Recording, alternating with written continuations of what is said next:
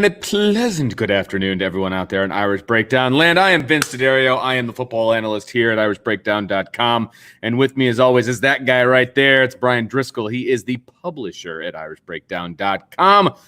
And today we are going to talk defense. And I know some people were getting ahead of themselves yesterday, grading out the defense in the comments. Well, today we are grading out the defense. And so you guys can throw your grades out there in the comments, and we would appreciate that. But we're going to start with our overall view of kind of where the defense is big picture. And I got to keep reminding myself, big picture, because I like to get into the nitty gritty a little too quickly. So, Brian, this defense not arguably, has been the best part of this team so far. It's been the best part of this team for the last few years.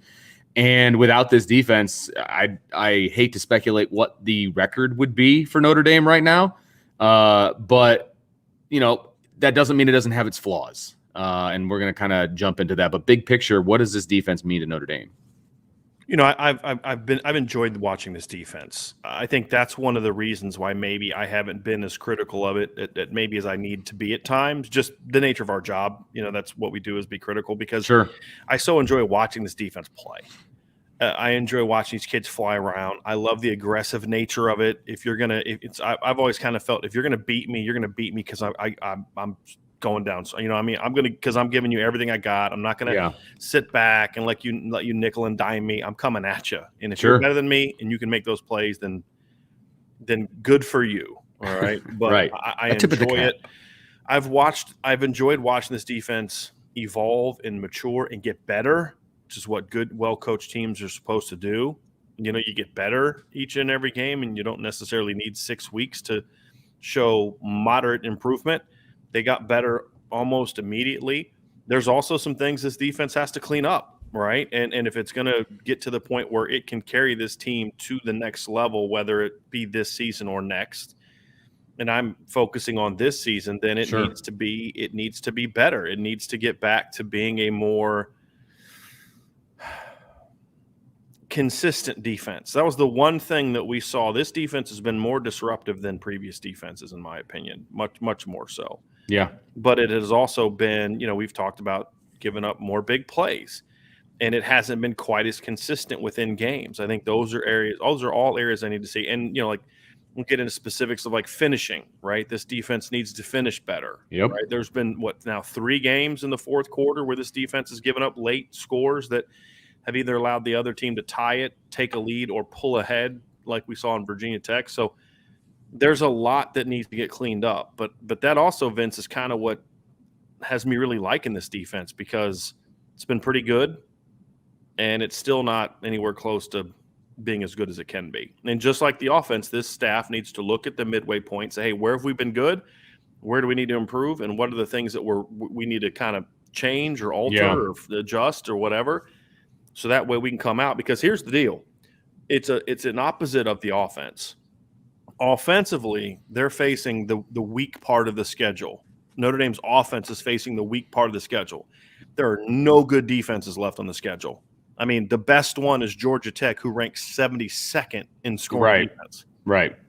The Notre Dame defense is facing the exact opposite scenario. They haven't played a lot of good offenses so far. They're about to get into the meat of the schedule, where the talent of even USC, whose offense is overrated, but North Carolina, they've got talent. Virginia can score. Yeah. I mean, there's teams. They're going to face better quarterbacks in the second half of the year. They're going to face better skill players, better just scoring units. It's just, this is the meat of the schedule. So you can't keep doing what you were doing with the offense that you have and expect to continue to win games by 3 points. Right. 7 point, going, kind of pulling away in the four. You're going to be playing from behind the whole game if you continue to do these things. So both sides of the ball have a lot to clean up, and the defense is certainly a lot further along, but it too also certainly has areas where it must get better. No question. And we'll talk about some more big picture stuff as we move through, and we're talking about, I assume we're going to talk about strengths and concerns and things that have to change and things of that nature. But you want to dive into some grades, Brian? Yeah, I want to get this super chat here from Patrick Barnes, because it's going to kind of lead us into the defensive line grades, because that's where we're going to start, right? And Patrick, thank you for the super chat. I appreciate that. And he said, Yes, sir. did anybody else see Kurt Hines take the Virginia Tech running back with one arm and toss him in the backfield like a sack of potatoes? I did. Yeah. And I enjoyed that. I was, for people that say, the ACC crew was against Notre Dame, I just think it wasn't a good crew. That particular play, I believe, is the one where they initially threw a flag on him for horse collar, and Correct. they picked it up because they talked and realized, hey, that's not a penalty because of where he was in the backfield. So I don't think they were anti Notre Dame. They just weren't a great crew, in my opinion. So no, they weren't. But that leads us into the defensive line, Vince, because this unit has been the backbone of the Notre Dame football team so far, and has been the strength of this football team so far. So let's kick things off with that group. And I think that we'll dive into some individual players here as we kind of go through it. But as a whole, Vince, where would you rank the Notre Dame defensive line so far? Well, and you said that the defense has been the strength of this team, and I think the defensive line has been the strength of the defense. And so, if you're talking about the best unit on the best side of the ball, this has to be a high grade. I mean, this is going to be the highest grade that I've given out for the entire team, and I think deservedly so. I gave them an A. It's just straight up, not an A plus. They're not perfect, but no, I don't know that I'll ever give out an A plus. Because I mean, look, it's football. You're going to hold teams like 9 points a game, right? It had like 25 sacks, 6 games, something ridiculous like that. But that's not the case. So, look, I'm still confident in my A because, number one, they're making plays, tackles for loss, etc. They are getting to the quarterback. I would tell people to look at the hurries, because I think that is really key to what this team is doing because they're putting pressure on opposing teams, opposing quarterbacks. They're so incredibly deep. They lost a captain in the middle of their defense for 2 games, and there was no drop-off, right? Because, Kurt Hines goes out. And Kurt Hines is a good player, right? He's a 6th-year player. He's been starting since he was a freshman. 5-year player, excuse me. I thought he was back for a 6th. Okay, anyway, either way, he is, he's a guy that they count on just from a leadership standpoint too. And I thought, Howard Cross and Hines, help me out here, Brian. Who am I missing at his position? Howard Cross and Jacob Lacey. Thank you, Jacob Lacey. I thought they played really, really well in his absence.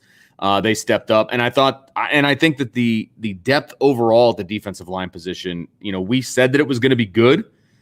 I think they've lived up to my expectations as to what they should be. And I think arguably, and I'm not saying this is my MVP, but arguably the best player on the defense is on the defensive line in Isaiah Foskey. So I said arguably. And I think you could debate, you could have a debate with I could debate that with you with 2 other potential players, but one of the other players is also on the defensive line. Absolutely. No question.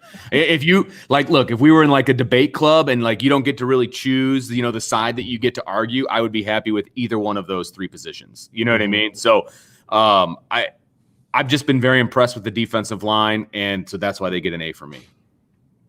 So I went B plus because I think that when I look at it in its totality, there's been a lot. First of all, my expectations were very high. I actually thought about giving them a B, to be honest with you, at first. My expectations were very high.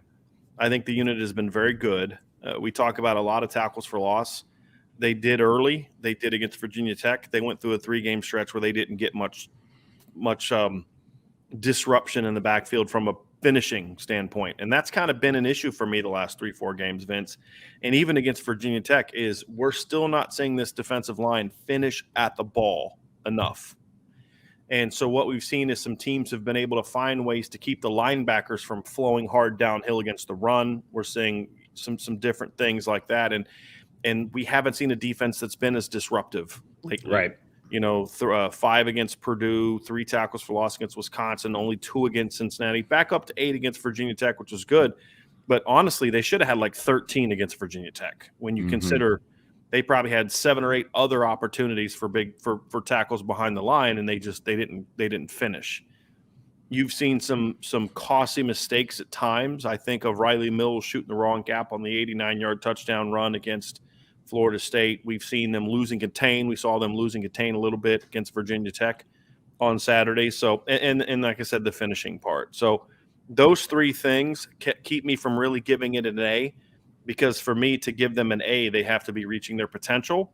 and the expectations I had for them. Because as I said yesterday, I do grade on the curve. I think experience and expectation and overall talent should factor into the job that you're doing. And because of the fact of, like you said, all the talent, you've got Myron Tagovailoa doing a great job. You've got Isaiah Foskey doing a lot of good things. You have Kurt Hinish when he's been in there I could list all the good players. So it hasn't been – no one's underachieving. It's just at times each different guy has had a miss where I expect them to have been better. So I'm going to be picky on the offense. I'm going to be picky on the defense. And because I do think it can and should be better. And if they can start finishing on the ball better, more than anything, that's going to be the big key for me. Well, you made a good point that you grade on a curve because your expectations were super high for this defensive line, and they haven't met your expectations yet. And I feel like that's why you're putting them at a BB plus because they haven't met your expectations. Yes, but they've been very good. I mean, they've been very good. Yeah, without the D line playing the way that they're playing, Notre Dame's probably a 3-3 team right now. Yeah, no question. So it's not. That's kind of what I do in these grades. I know I kind of focus on the things they're doing wrong, but they're also the reason they're getting a B plus is because they have been really good. And they go through stretches of just utter dominance. Yeah. And that's been a fun thing to see. I mean, you lose a guy like Kurt Hinish, who was great against Virginia Tech. He was playing really good before he went out. And other guys step in. Now, was Howard Cross as good as Kurt Hinish? Was Jacob Lacey as good as Kurt Hinish? No, not really. But were they really good? Yeah, they were. Yeah, they stepped up and did more than I thought that they would, which if you're talking about grading on the curve, they met and exceeded my expectations. Yeah, Howard Cross especially. Yeah. I think Riley Mills is starting to really come along. He had a rough start first couple games. He was honestly disappointing, but he kept at it. And here's the thing, too. The staff stuck with him. When you have the talent behind him like Gabriel Rubio, or it would be easy to move Howard Cross over there or Jacob Lacey over there. They stuck with him because he's a young guy. And by game 3, he was starting to play better and better and better. And then he's just gotten better and better and better all year. So I like what Riley's doing. Jason Adamiola's been playing really well. Justin Adamiola's had a good start. He's had a couple, plays here and there where it's like, man, I need you to make that play. Yeah. But then again, it's like, was that really his responsibility or was that the call? So, and then the other part is the big end position, the second big end position. Myron's been very good, but I need to see him finish on the ball a little bit more. But the second big end position hasn't been as productive as some of the other backup positions too. And part of that because we haven't seen Jordan Patejo really make much of. He hasn't made any kind of difference on defense so far. No, I agree. And that's forced Justin Adamiola to stay at the Viper instead of moving back to big end. We are, however, I am encouraged for the second half though in this regards because I really like what I've seen from Alexander Ahrensberger the last 2 games. He's done some really nice things and he's just a pup. I mean, redshirt freshman from Germany. I mean, who's never really played meaningful snaps, but just like in the couple times he got on the field last year, when he gets on the field, he's kind of around the ball. Yeah, he makes plays. Yeah. And, he had that big, Foskey had the strip sack against Cincinnati, but if you go back and watch, Ritter was trying to throw the ball, but Alexander Ahrensberger got in his face and kept him from throwing the ball. Then that's when Foskey came in. So that's kind of a part 2 is I want to see more of that. Sure. I want to see more of that team defense where, where one guy's disrupting him and quarterback's got to move and the next guy's hitting him. We're not seeing that. We're seeing the pressure, but then the quarterbacks are stepping in and out of that pressure. They're not finishing, and that's the biggest thing. You and I talked about that actually after the Virginia Tech game. Is just they're getting there. They're there. They're just not finishing. And if they finish, that's like the last hurdle for me with this defensive line is they have to finish in the backfield and not let the quarterback escape or get back to the line of scrimmage even. Yeah, because if you look at where they've had some issues with contain this year, it's been the 3 times they've played mobile quarterbacks. Sure. You have Florida State, Toledo, and now Virginia Tech.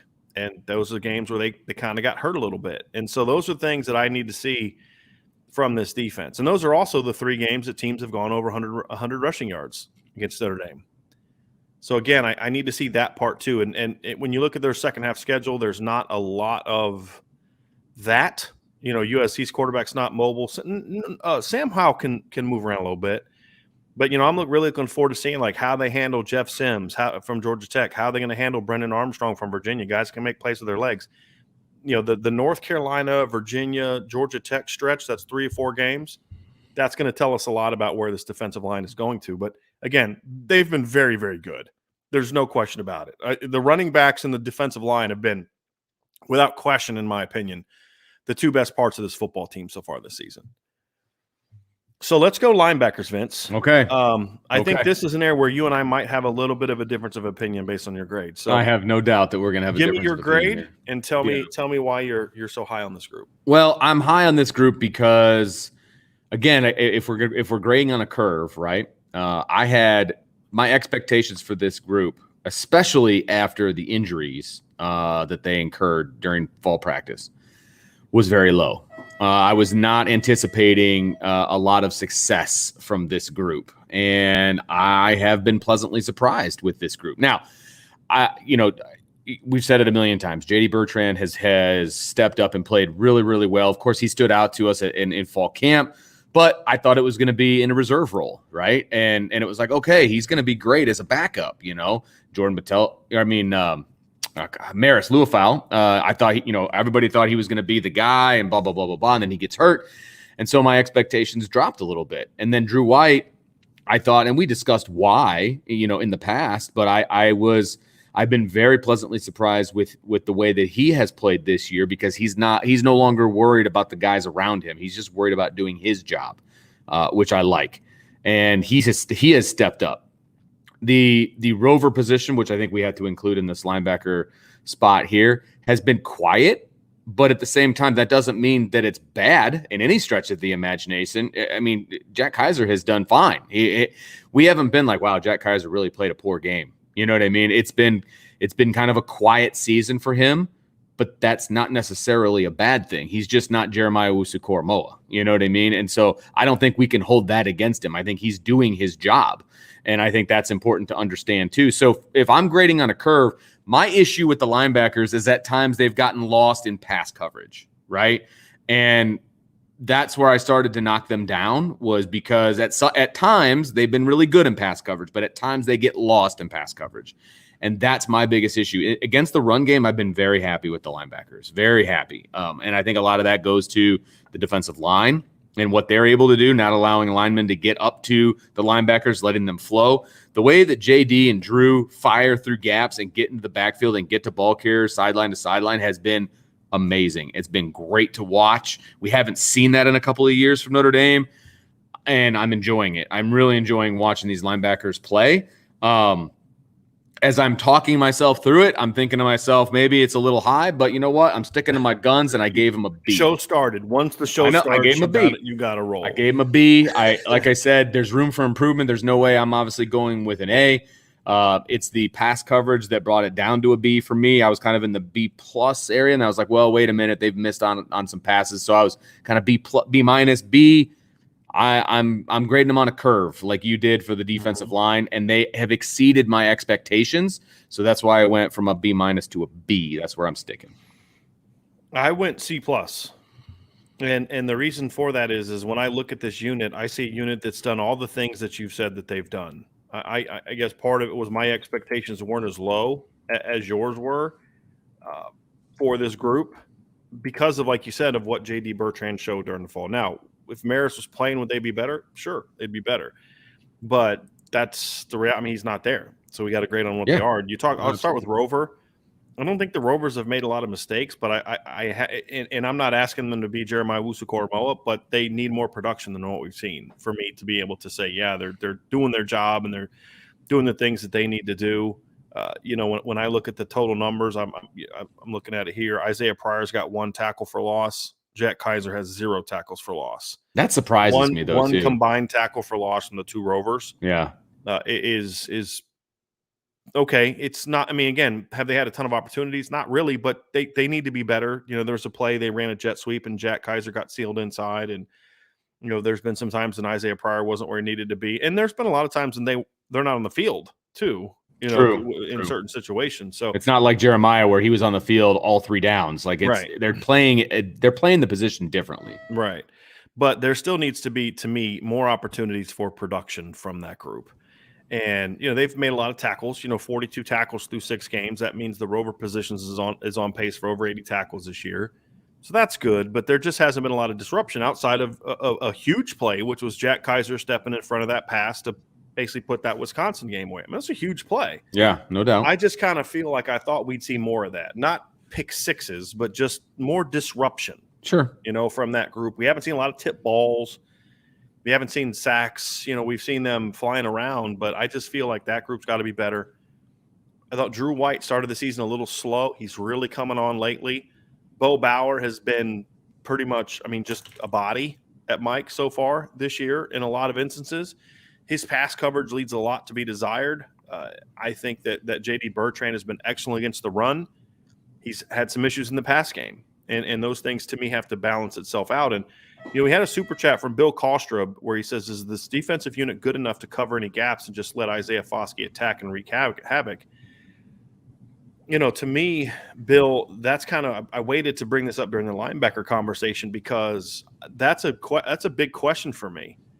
And when I look at this linebacking core, I say, are they comfortable enough with these linebackers to turn Foskey in the front loose a little bit more, knowing they have linebackers to can handle that contain? Because against Virginia Tech and against Florida State and against Toledo, we didn't see that. Yeah.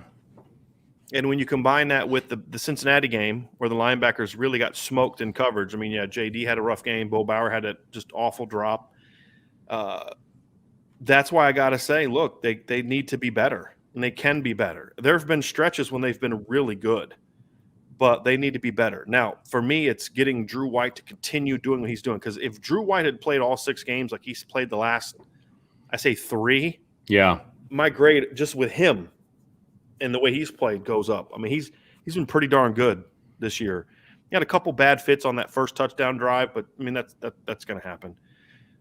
But man, he was really good. I thought against Virginia Tech. I thought he was really good against Cincinnati. I thought he was really good he was great against Wisconsin, I thought. So he's coming along. JD was up and down and then kind of, played well against Virginia Tech.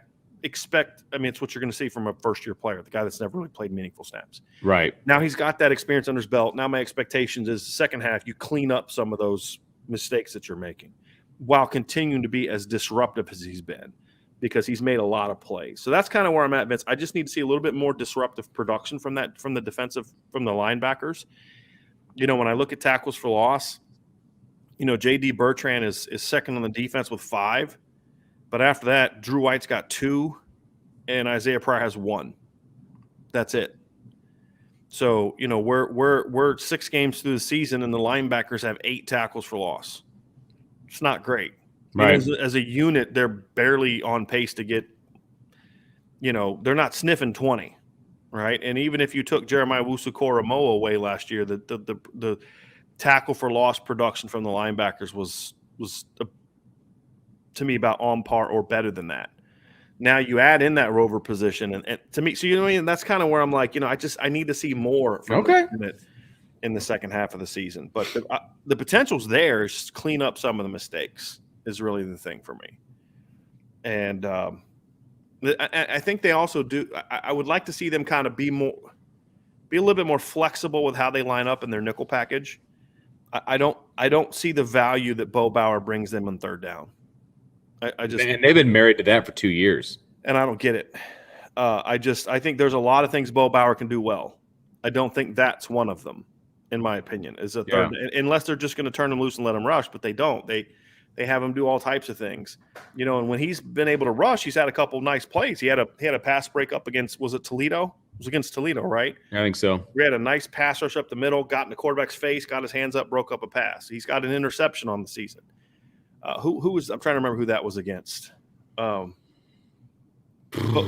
did Bo have his interception against? I know he's had an interception. Well, he had an interception, the 2-point conversion. That's what it was. Virginia Tech. Yeah, that's what it was. So that was good. That was a good play. They threw it right to him, but still, but he still had to make the play. 2-point conversion. You can kind of not get depth and be good in the 2-point conversion. Right. Absolutely. But he's not getting depth when he's being asked to drop into coverage. So he caught it on the goal line. That's what I'm. Yes, he didn't get any depth whatsoever. Right. He caught it from his position. And that's been an issue when he's being asking to drop a coverage. He's not. And then you say, well, he's being used as spy. Well, then where is he when the quarterbacks take off and run? Because I haven't seen him doing that either. Right. So I think they need to readjust how they use Bo.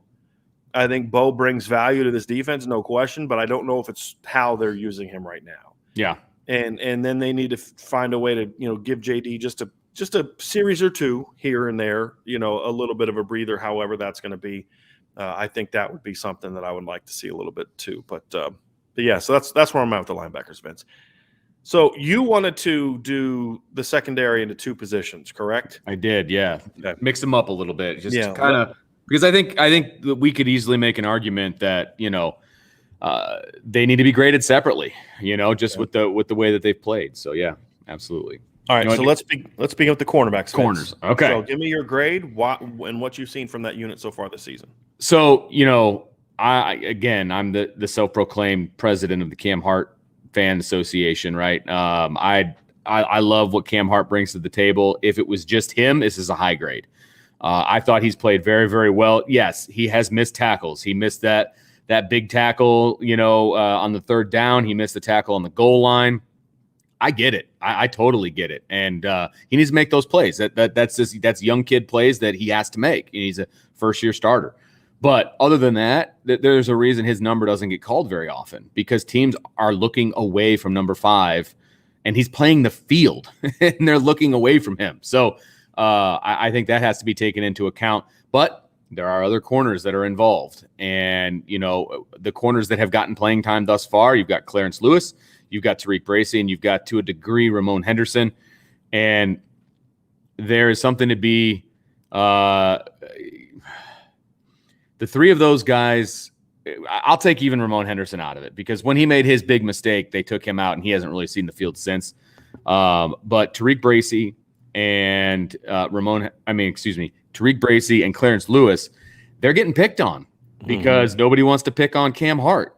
And when they're getting picked on, they're not living up to where I would like to see them. Right? I was high on Clarence Lewis coming in.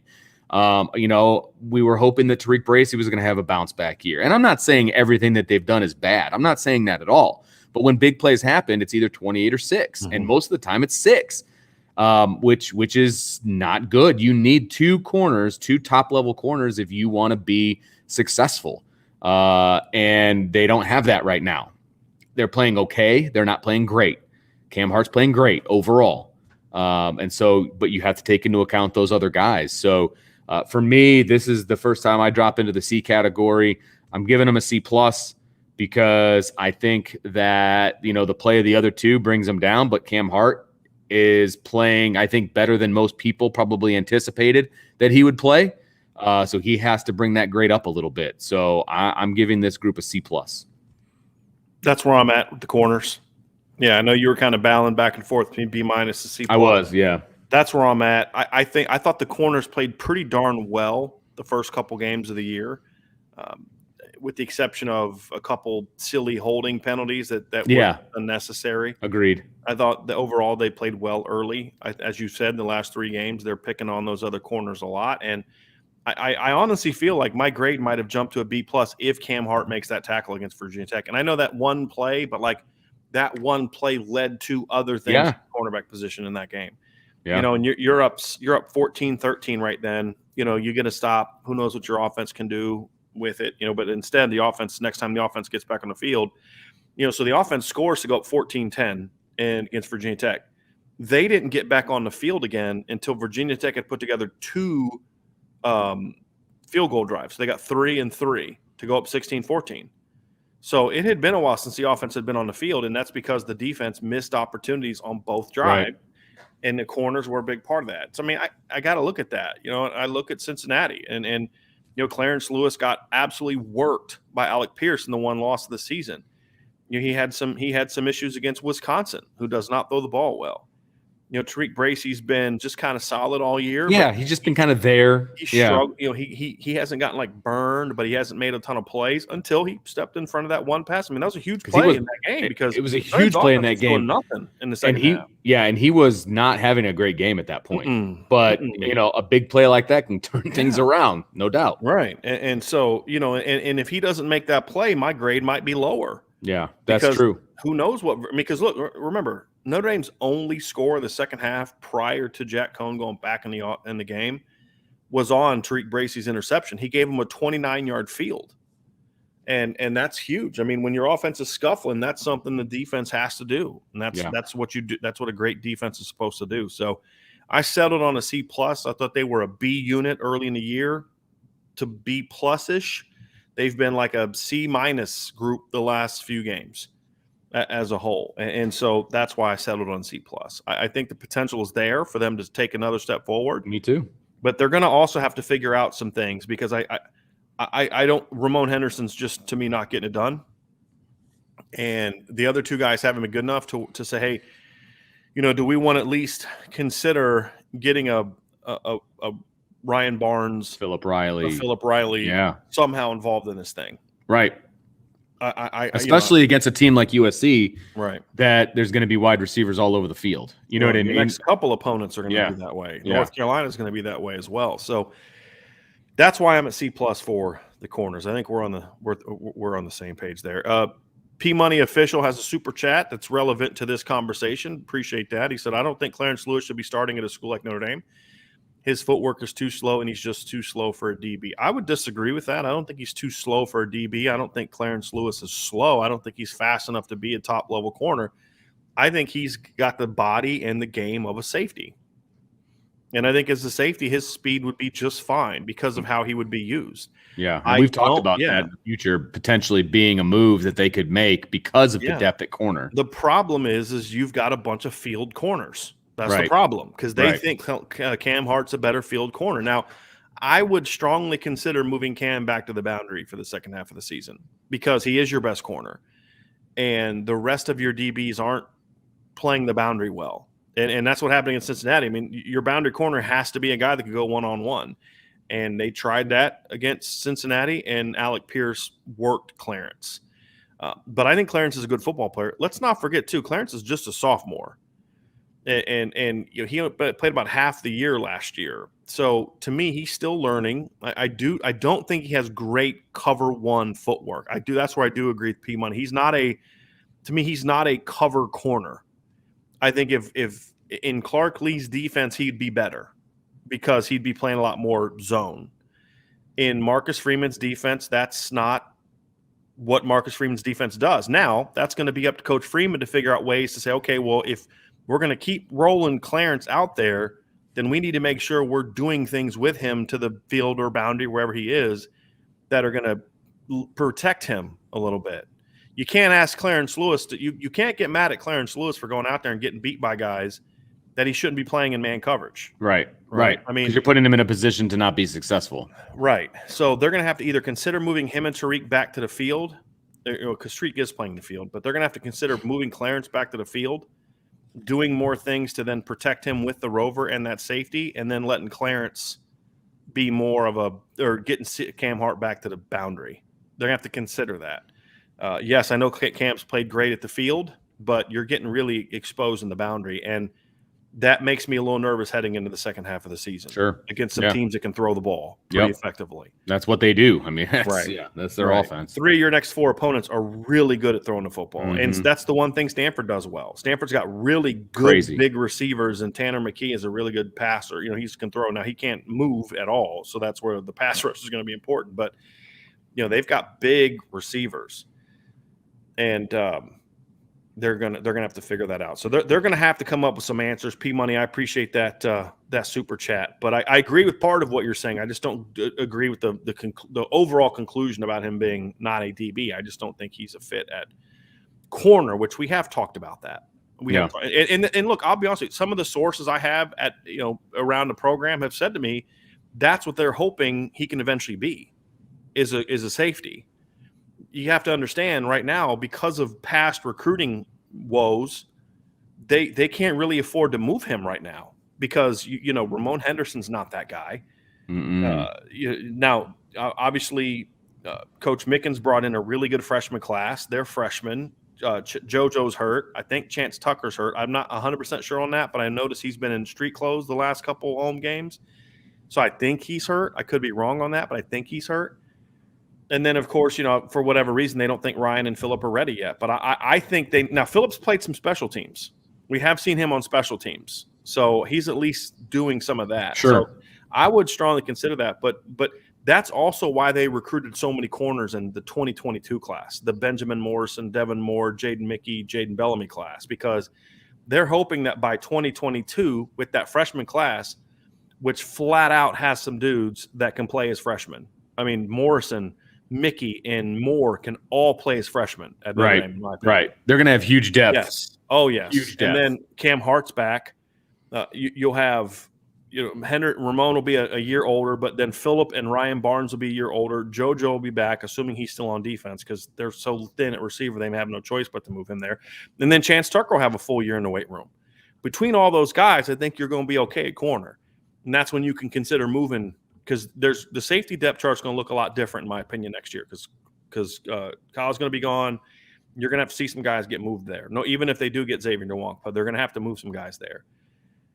And to me, Clarence Lewis is a guy that could go there and start and be a good football player. So, and that, Vince, transitions perfectly to our safety breakdown. Yes, it does.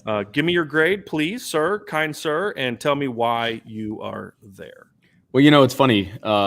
In the chat and such, we a lot of times see, oh, where's Kyle Hamilton? How come he's not making plays and blah, blah, blah, blah, blah. And it's like, because he's so good, they're not going anywhere near him. He's taking away, they have him lined up man-to-man at times. They have him lined up as center field at times. They have him lined up closer to the line of scrimmage at times. They're moving him all over the place, which is what we talked about in the summer that we wanted to see from Kyle Hamilton. Move him around, make offenses know where he is at all times, and they are doing that. The problem for me is that a lot of times the second safety, whether that's DJ Brown, whether that's Houston Griffith, sometimes they're not making the plays that need to be made when they need to make those plays. And that was the big thing that we talked about going into the season is that if you need that second safety to play at their best in order for Kyle Hamilton to play at his best, right? And look, the flat out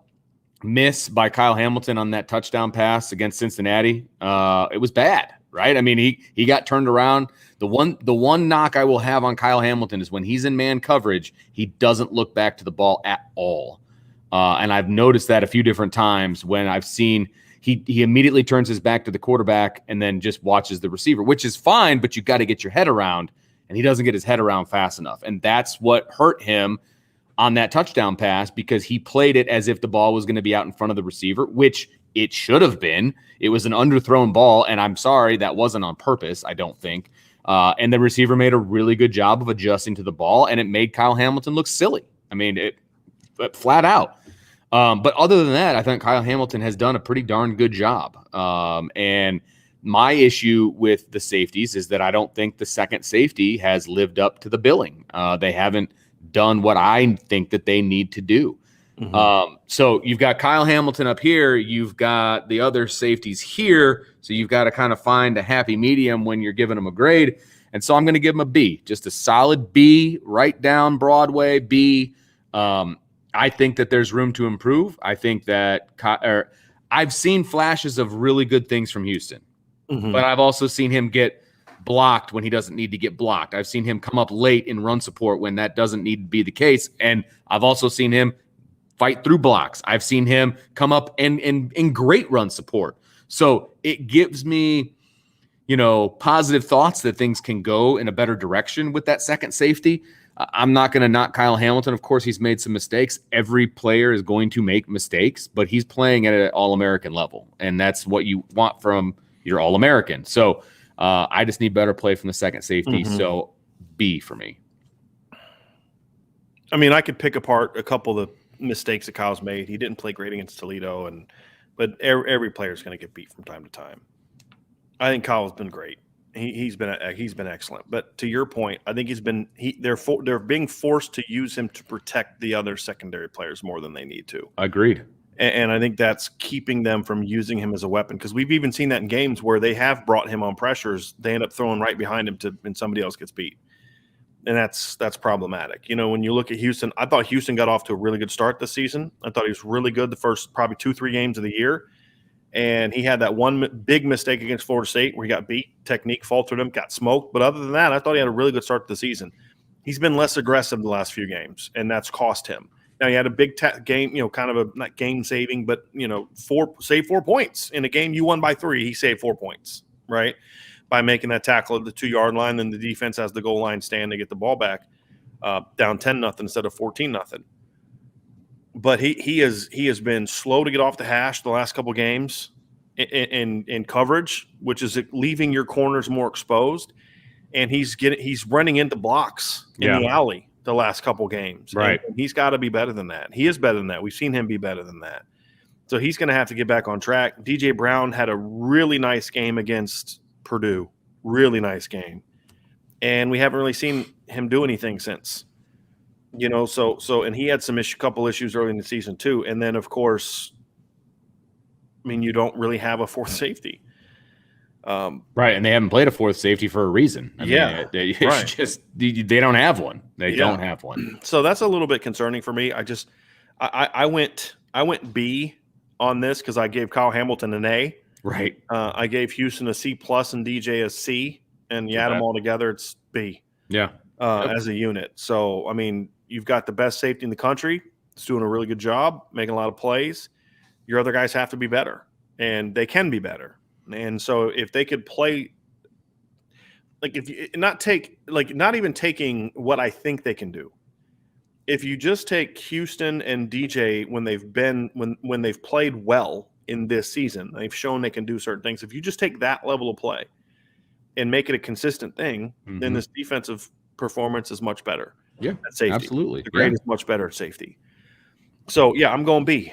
I'm going B there, Vince. I like it. We agreed.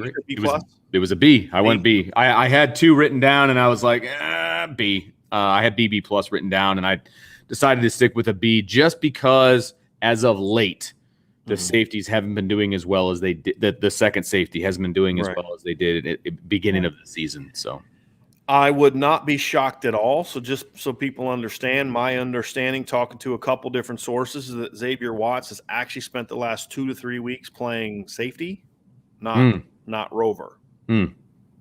So I would not be at all shocked if we see something with him soon. After the 2 weeks, especially. Yeah, that's a really good point, because they need a fourth safety. You need a fourth one. And they need a guy that can run. Yeah.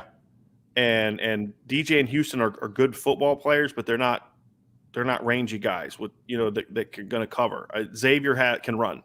He can run. And we've seen it on special teams. He can tackle in space too. Right. And we saw it when he dominated in high school, and we saw it whenever they gave him an opportunity at receiver. But they're just not whatever reason. But I have been told that the staff the defensive staff loves how he plays. I've been told that he makes a ton of plays in practice, like interceptions, breakups. Like he's just all over the place. It's just, when you're kind of, okay, we got to get ready. Is this the week we really want to throw him into the fire? Right, Wisconsin, Cincinnati, at Virginia Tech, well, you're heading home now.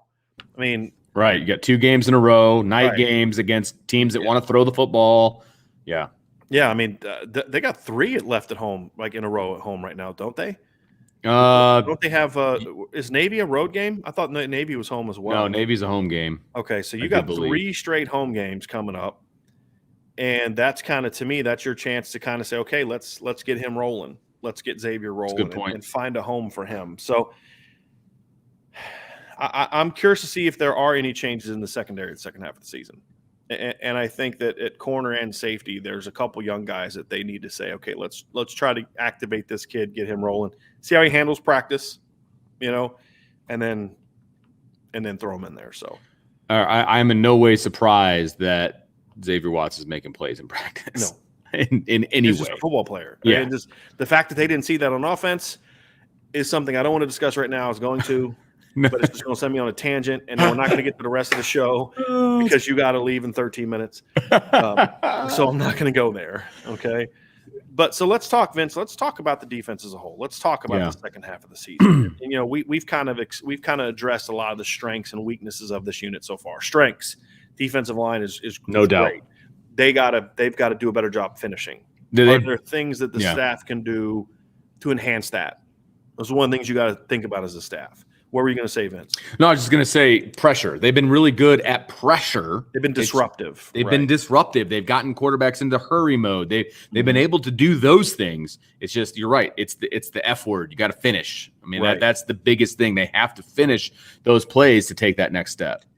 I think some things that we see, they got some really good individual players on defense, and they need to build around that more effectively, even more effectively.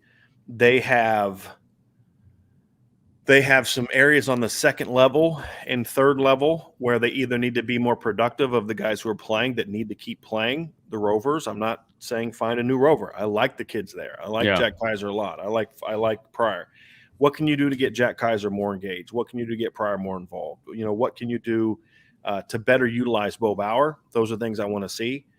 Secondary-wise, they need to consider some personnel changes, at least giving some other guys at least an opportunity to see what they can do. Schematically, Vince, I think there's some things we need to see differently. And the biggest one for me is we need a different Isaiah Foskey plan. Now, here's the thing. I do not think that Notre Dame should just come out and line up as a 4-down with Foskey as the Viper every snap. Right. I think that's limiting to him. And I do think there are some interesting things you can do with moving him around. What he should never, ever, ever do again is drop into coverage or especially dropping into coverage as a linebacker. Right. Now, if you want to drop him into coverage on a zone fire where he's going to take the hook curl or the flat like DNs do, cool with that. But if you're going to ask him to run up the seam with Leonard Taylor or any other tight end worth a darn, that's not an Isaiah Foskey problem. That's a you problem as a coaching staff. I understand why they do it. That's what Coach Freeman wants to be, and he's recruiting players that can do that, but that's not Isaiah Foskey's game. Now, am I against putting Isaiah Foskey on the second level? No, because we've seen him do some really interesting things. So here's a perfect example of a play early against Virginia Tech I would encourage you to go watch. They had Isaiah Foskey in this kind of as an overhang, like in the slot, splitting the difference between, he was in the boundary, and that Jason Adamiola bumped out as a 5 technique. Right at the snap, they kind of walked Isaiah down, and Adamiola went up, and Foskey slanted in right to the ball and bounced it out, and they eat it up. Jason does a great job of setting the edge, just blows up the tackle, and they eat it up. I'm like, that's what I want to see. We've seen times against the run where Foskey's been as a Will Vince, and he just comes out and just blasts the guard. Cool with that. I would like to see them move him over the guard at times in some situations, Sure. third down situations, where if teams are going to be getting the ball out quick over the middle, then have 6'5", long-armed Isaiah coming right up at the guard and getting those arms up like they did with Adi Ogundeji at times last year. Sure. I'd like to see times where they maybe go to an odd front and they stack him strong side, where you got him and Myron Tungavaloa side by side. So I think you can do some things with him, but if he's not at the snap flying somewhere downhill, right, then you're wasting him. I just can't see him as a straight up linebacker where he's dropping into coverages and doing those things. Or reading and reacting. Exactly. He needs to be at the snap. He's going someplace. He knows where he's going before the snap of the ball. With authority. Right. Not let's read and look, react. And you give him a running start, he's dangerous. He's really dangerous. Yes, he is. I have no problem with that either. And it doesn't limit you when opposing offenses know that he's coming from the second level because you don't know where he's going to come. You know what I mean? Like, is he going to be doing a twist? Is he going to be coming on the outside? Is he going to be coming up the middle? It's okay to know that he's coming when he's at the second level and not dropping. That's okay. Just don't have him drop anymore. Just don't. Right. So those are the things, Vince, that I want to see from him. More, and that's a coaching thing. I think they do need to as coaches. I don't think their scheme in the secondary is faulty. I think they do a pretty good job of mixing things up. I think they are still staying aggressive. I think some things that I would like to see are more personnel. I think they're in a little bit of a pickle right now when it comes to being able to do what they want to do with the personnel that they have. And I think that's something they need to reconsider their third down package. I think that's something that definitely needs to be rethought about who's in there. I don't think they ever will, though. That's the problem. Yeah. Well, I agree with you. They may not, but I can't. Yeah. I don't know what they're going to do. I'm telling you what they should do. Sure, absolutely. And they need to rethink how they have their secondary line because, yes, Cam Hart is thriving as a field corner, but that's also about when Clarence Lewis started struggling because he's not a boundary corner. He's got the body to be a boundary corner. He doesn't have the man cover skills. So if you're going to play him in the boundary, then you need to play more off man and let Foskey and let your will linebackers run to quick game if they need to get it, and do things like that. Let J.D. Bertrand play, because if you play him off, then J.D. can play more downhill in the alleys to take away the perimeter runs and take away the quick throws and things like that. And then you can use Isaiah to kind of, because if your corner's playing off in more of a cover 3 type of situation and you run that tight end up the seam, he can squeeze down on that and play that. You can't do that in cover 1 because you're playing the outside guy, right? So I think those are some things where you get a chance to really look at who you are, look at what you're doing, and say, okay, what are some tweaks that we can do? Because look, I saw my man Kenny Moore, said defense as a whole for me is a C+. I can't go there. I got to give them a B. They've made some mistakes, but here's the reality. Notre Dame, if it's not for the defense playing the way it's played, is a 3-3 football team right now. Maybe worse. It's the defense that put the Wisconsin game away. Let's not forget, Wisconsin had a lead in the fourth quarter of that game. Yep. Special teams played a role, but the defense set up 3 scores in the second half. 3 scores. So, when I look at it, I say that's been a big plus. If you look at the last 5 games, so the first game of the year, they didn't play well. No one's arguing that they have. But if you look at the last 5 games, the defense is giving up 18.8 points per game. Is that great? No. Is that top 25, top 30 play? Yeah, it is. And so we need to see them be that group more and more and more. So right now, 18.8 would rank them 26th in the country, right behind Virginia Tech. Yeah. Who's been a good scoring defense this year. Because I don't count 2 pick six, because they've had 2 pick sixes, right? They had the one against this past weekend and the one against Toledo. Cone and Buckner each have one. They haven't given up any special team scores or anything like that, right? No, not to my no. Now they've given up some short field scores because of the offense, but that's part of playing defense, right? That's still on you. You're the one that was on the field when they got the score. Sure. So 18.8 points per game last 5 games, it's not bad. Can it be better? Yeah. Will they need to be better against better offenses? Sure. But this defense is the reason this team is 5-1. Oh, absolutely. I mean, Notre Dame's had some really ugly wins this year. Beat Toledo by 3. Beat Virginia Tech by 3. Beat Florida State by 3. Beat Purdue by 14 in a game that was pretty close for most of the game. Beat Wisconsin by 28, but let's be honest, they were down 3 to begin early in the fourth quarter. Right? That game was not a 28-point game. And the defense is the reason it became a 28-point game. This defense is playing good football. It can be better, and it needs to be better. And that's why I go B. I can't go higher than that. B, it's good. It's good. B is top 25. Yeah, absolutely. They need to be top 10. Yeah. That's where I'm at. Yeah. No, I'm with you. Absolutely. So that's where I am overall. Vince, anything that you see that you think, say, hey, this is one thing that I'm concerned about that they can change? Yeah. For me, it's late half, late game defense. They've gotten better at it. We're not seeing the prevent 3 down kind of thing, right? They are still bringing pressure, but they're still not good enough in those scenarios. Teams are going right down the field at the end of halves, at the end of games. And they're doing great other than that, in my opinion. Getting pressure on the quarterback, making plays, et cetera. They just need to continue with that philosophy at the end of halves and the end of games. They're giving up way too much for me. And it's not a talent issue. It's a scheme issue. And I don't like it. They need to be, I don't know if they need to play more man so that the zone isn't opening up. I don't know what they need to do. If you want Brian to rant, just ask him about Xavier Woods tomorrow. I don't go purple faced on Friday. I don't go purple faced. But no, it's the end of games. If they can clean that up, I think this is going to be a really good defense. Like a really good defense. I think there are some things this staff can do to make it better. Yeah, I do. Yeah. I think I'll tell you one thing that I've been pleased by ever since the first game has been the run defense.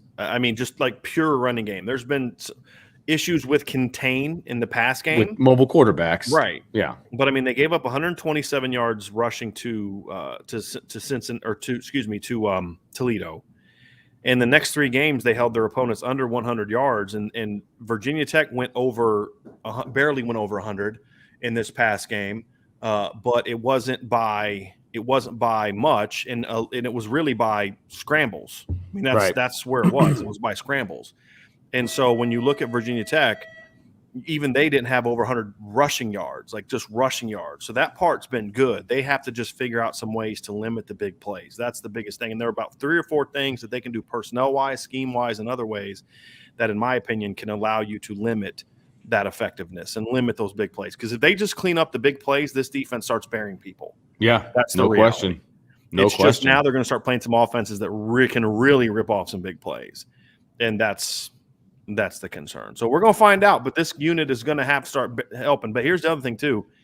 The issue that the defense has had too, Vince, is this defense is always playing high leverage situations. Yeah. Because their offense isn't doing what it needs to do. Exactly. Other than the third quarter in the fourth quarter against Florida State, where that was on the defense. The next 5 games, the defense has been playing high leverage situations for 60 minutes. And that you can only expect them to come through in high leverage situations so much. And I get that. And that the rational side of me gets that, but the irrational side of me is like, hey, this unit's too good to be giving up points and giving up long fields and things like that. Right. And they've got to finish better in the fourth quarter. Yeah. That's another thing. We saw it struggle early. We saw them give up that late score against Virginia Tech where you had a penalty by Kyle Hamilton. It was a questionable penalty, but they were still driving that thing. So that's another area where they're going to have to be better late in games. But I would love to be able to see what this team could do with a big lead early. I'm hoping we get to experience what that would be like, but I would really like to see Marcus Freeman be able to just unleash his defense on a wounded animal, essentially. And I'm hoping that we can find that out here in these next 3 home games. So if it does, I think this group is going to really take off. And I'm excited to see it because – Me too. It's kind of like there's been a lot of it's like people like to get their shots in on Coach Freeman in this situation. And I'm like, I don't think you realize how good this defense has been this year outside of the opener. This has been a pretty darn good defense, in my opinion. Is it elite? Heck no. No, definitely not. I give it a B. But there's been some stretches of some really outstanding football, and there's just some things that got to clean up, and he's still learning the personnel. That's the thing you have to remember is the Cincinnati defense he had last year, he recruited and coached every single kid on that defense. Exactly. For years. He knew exactly what they could do. He's still learning this group. And that's why I like about the bye week is if he's the coach I think he is, I'll give you an example. So I'm going to tell you something personal about Marcus Freeman a lot of people don't know. So there was a period during the summer where Kelly gave the coaches off, and he should have. And I think Coach Freeman went to Ohio for a baseball game. But other than that, I reached out to him that week, and I just say, kind of jokingly, where are you going for vacation? Wasn't going anywhere. He would stay there. He was in the office. He was at the house breaking down film, and just he's that's kind of how he is, right? He's just always thinking about how can we get better.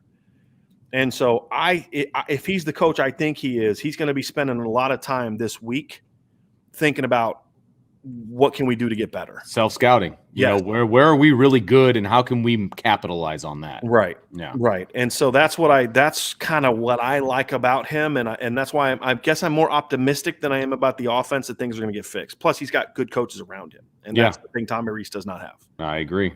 For the most part. So anyway, I'm excited to see it. I think if both sides of the ball make the adjustments that we think they're going to make, that we think they're capable of making with the personnel they have, I think the second half of the season could be a lot of fun. No doubt. And so that's something I'm looking forward to. So Vince, thank you for joining us today. That is Vince. I'm Brian.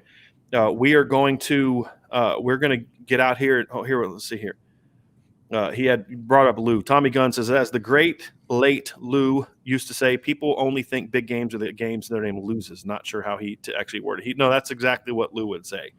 He's like, people only count as the big games for Notre Dame are the games that Notre Dame loses. Yeah, because somebody earlier said that you need a new coach. You can't win any big games. Yeah, that's where that came from. I do think there is some merit to that, but yes, that is the comment that Lou said. That's one area where Lou and I actually disagreed a little bit. I said because you can still. He was being hyperbolic, but so we had some conversations about that. But there is a lot to that. There's no question about it. So, all right, so that's it for today's show, Vince. We'll be back tomorrow, and what people don't know about tomorrow yet, Vince, can I tell them? Please. Can I tell them? Oh yeah, you can tell them. Vince won't be in school tomorrow, which Fall means break, he baby. doesn't have an hour limitation on Friday free for all. So I'm super excited about that. So anyway, I really appreciate that. Any of the questions that people have, people are asking us questions over here about things that aren't necessarily related to this defense. Well, that's what tomorrow's for. So to Worker, I see your question. Bring that back tomorrow, right? Be with us tomorrow. We'll get that question answered. Anything else you want to know about Notre Dame football, college football, recruiting, whatever the case may be. Whatever. It's open. It's a free for all. 12:30, right? Make sure you're signing up for the message boards at irishbreakdown.com, boards.irishbreakdown.com. Make sure you check out the merch store. We got some new gear in there. Got a couple. I got a new hoodie in there, got a new blanket. My mom, actually, this is kind of sweet, Vince. I made it just for her. She's the only one on the planet that has it. Oh, the dogs have it. So it's a really big Irish Breakdown blanket. Give me a second. This is awesome. And I will say my buddy Ed just got his hat in the mail. He sent me a picture of his IB hat. Looks like she took it. She took it into the office, I think, with the dogs. But it's a really sweet blanket. It's like a throw blanket for your couch. But really cool stuff on the merch store. You'll find the link to that below. You'll find a link to the message board below. Come join us. We got some great conversation going. And of course, make sure you give us a like, subscribe. Hit the notification bell. If you're listening via podcast, give us a 5-star review. For Vince, I'm Brian. All of you have a great, great rest of your day, and we will see you tomorrow for Friday free-for-all mailbag, baby. All right. Take care, everybody.